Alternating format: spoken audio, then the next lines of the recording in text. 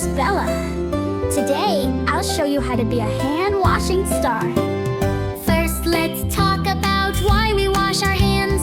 Germs are tiny bugs we cannot see. They stick to our hands after we play, sneeze, or use the bathroom. But don't worry, soap and water can wash them all away.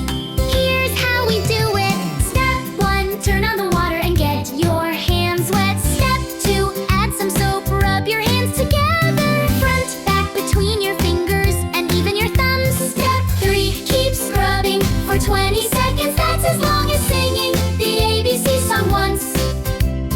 Step 4, rinse off all the bubbles with clean water. Step 5, dry your hands with a towel. Now your hands are clean, safe, and ready. Every time you wash your hands, you are shining like a hand-washing star.